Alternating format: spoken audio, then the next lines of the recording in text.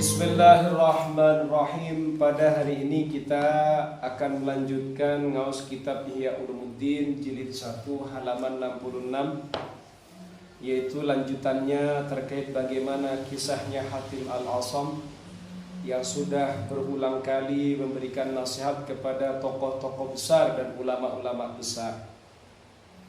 Pada satu kisah, falamma dakhala Hatim Baghdad, falamma dakhala, ketika masuk Hatim Baghdad, negeri Baghdad, ijtama'a, berkumpul ilaihi, pada Hatim ahlu Baghdad, penduduk Baghdad.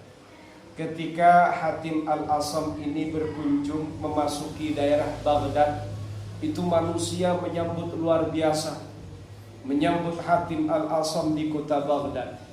Seperti itu. Kemudian setelah itu, faqalu, lalu penduduk Baghdad itu berkata, ya Aba Abdurrahman, wahai Abu Abdurrahman. Abu Abdurrahman ini alam kunyah dari Hatim Al-Asam. Julukan Hatim Al-Asam juga disebut Abu Abdurrahman. Katanya mereka, ya Aba Abdurrahman, wahai Abu Abdurrahman, anta rajulun alkan, kamu ini adalah lelaki yang peluh. Lelaki yang peluh ini lelaki yang kalau ngomong tidak fasih. Seperti itu. A'jamiyun, dan kamu ini juga bukan orang Arab. Kamu ini lelaki tidak fasih kalau berbicara, dan kamu juga bukan orang Arab, orang Ajam atau Ajami. Walaysa yukallimuka ahadun illa qata'tahu, tidak ada seorang pun yang berbicara kepadamu illa qata'tahu, kecuali kamu akan memutusnya. Orang mengkritikmu, kamu akan menjawabnya. Orang meremehkanmu, kamu akan menjawabnya. Orang mencelamu, kamu juga akan mematahkan semua argumen yang disampaikan kepada kamu. Padahal kamu sendiri kan orangnya tidak fasih. Kamu ini orangnya bukan orang Arab. Kamu orangnya tidak fasih. Tapi kenapa setiap orang yang mau mengatakan kepada kamu, pasti kamu akan menjawabnya secara memuaskan. Kamu akan mematahkan orang yang berbicara kepada kamu. Qala, lalu Hatim Al-Asam menjawab, ma'i thalathu khisalin, bersamaku 3 hal. Saya ini punya 3 perkara. Uzhiru bihinna ala khusmi, yang aku akan mengalahkan dengan 3 hal tadi, ala khusmi, pada musuhku, pada lawanku. Saya punya 3 hal yang saya jadikan alat, sarana untuk bisa mengalahkan musuhku, katanya Hatim Al-Asam. Apa saja yang 3 itu? Yang pertama adalah afrahu idza asaba, saya akan bahagia jika musuhku itu benar. Musuhku ini benar, tidak berada dalam kesalahan, saya bahagia. Wa ahzanu idza akhta'a, dan saya akan bersedih ketika musuhku itu salah. Mursyid ini benar, saya akan bahagia. Mursyid ini salah, saya yang bersedih. Coba, luar biasa ini, maknanya mendalam ini. Wa ahfadhu nafsi alla ajhadu alaihi, dan saya menjaga diri saya untuk mengetahui musuhku. La ajhadu ini maknanya kan tidak bodoh, berarti untuk mengetahui musuhku. Ini kalau dimaknaikan luar biasa. Jadi Hatim Al-Asam ini, kalau kemudian musuhnya itu benar, ngomongnya itu benar, sesuai ilmu syariat, maka pasti bahagia. Baik omongan itu misalnya menyerang Hatim atau tidak, kalau perkataannya itu benar, maka dia bahagia. Tapi kalau perkataannya salah, maka dia bersedih. Kemudian Hatim Al-Asam sendiri yang nomor 3, dia berusaha untuk menjaga dirinya selalu tahu dengan musuhnya. Artinya berarti Hatim Al-Asam ini orangnya cerdas, bijaksana, dan sayang. Kok bisa? Satu, saya akan bahagia kalau Rosid ini benar. Ya kan? Rosid benar, apa yang disampaikan benar. Saya bahagia karena berarti Rosid ini selain alim, dia mengamalkan ilmunya. Saya ikut bahagia. Berarti Hatim Al-Asam ini cara berpikirnya lurus, mustaqim. Kemudian yang kedua, saya kenal dengan mursyid. Mursyid ini orangnya alim, tapi kok salah ya dia. Nah, berarti mursyid dalam kondisinya apa? Sedang bersalah. Saya ikut bersedih. Masa orang alim salah? Padahal mursyid saya tahu betul. Nah, kemudian dari dua kesimpulan ini ada komponen yang ketiga. Saya selalu tahu siapa musuh saya itu. Artinya sebelum ketemu musuh, Hatim Al-Asam sudah paham siapa musuhnya. Musuhnya misalnya orang yang mengkritik mursyid. Mursyid itu tahu. Mursyid itu informasi tentang mursyid, Hatim Al-Asam sudah sangat menguasai. Kartu kamu sudah dipegang. Kok benar ikut bahagia, kamu salah ikut, beliaunya pasti bersedih. Yes. Kemudian setelah itu apa yang terjadi?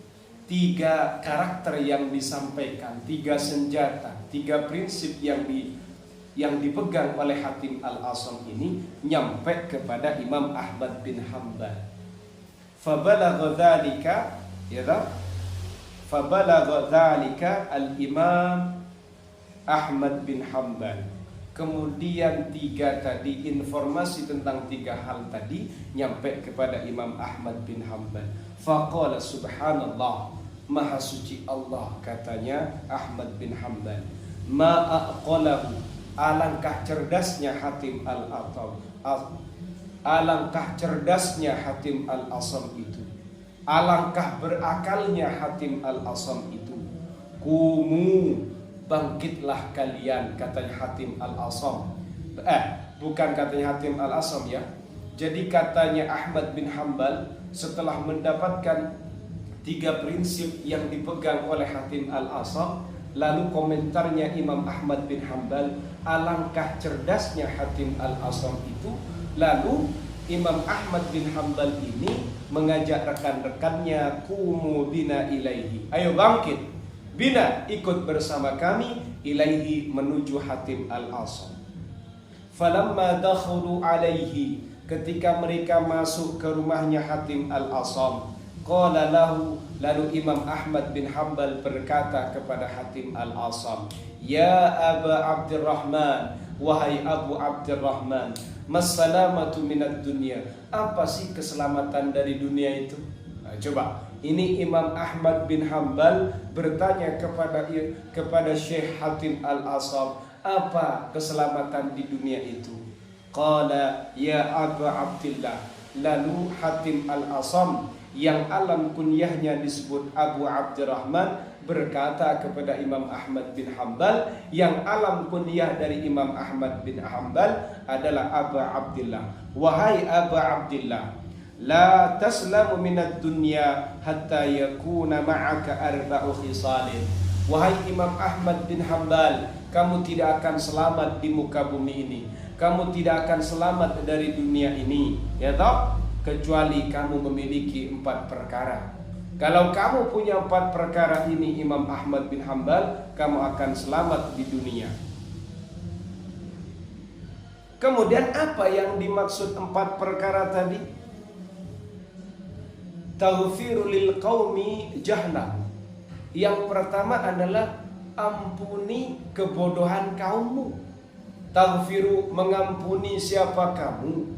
Lil qaumi, pada kaum, jahlahum, pada kebodohannya. Ampuni kebodohan kaummu.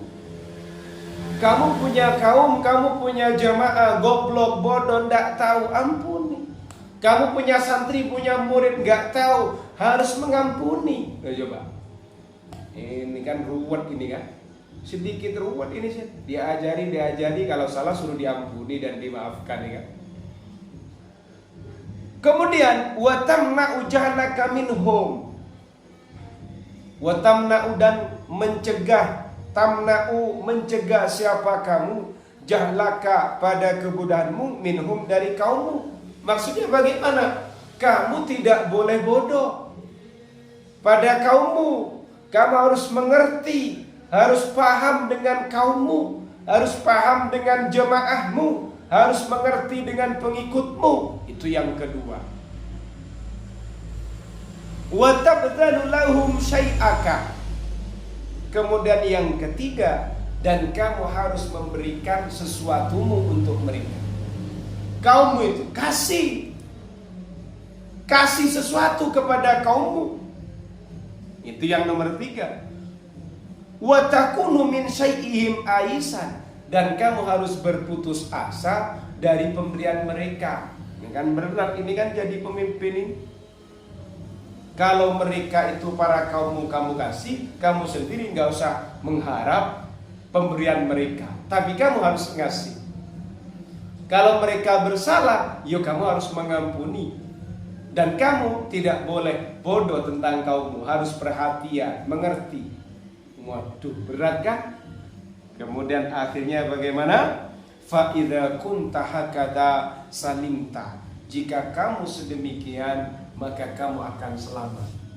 Jadi kunci agar terselamatkan di dunia ini, versi pandangannya Hatim Al-Asam ketika ditanya oleh Imam Ahmad bin Hanbal, 1, kalian harus mengampuni kebodohan kaummu. 2, kalian harus memahami dan mengerti kaummu. 3, kamu memberikan sesuatu yang menjadi milikmu untuk kaummu. Kemudian yang terakhir, yang nomor 4, kamu harus putus asa dengan pemberian mereka kepada dirimu. Jika kamu memiliki 4 perkara, maka kamu akan selamat. Katanya jawabannya Hatim Al-Asam kepada Imam Ahmad bin Hanbal. Faham ya? Summa sara ilal Madinati, kemudian Hatim Al-Asam berangkat ke Madinah. Kita akan melanjutkan pada besok insyaallah. Nakhtatim hadzal liqa bi qiraati hamdalah jama'atan. Alhamdulillahirabbil alamin.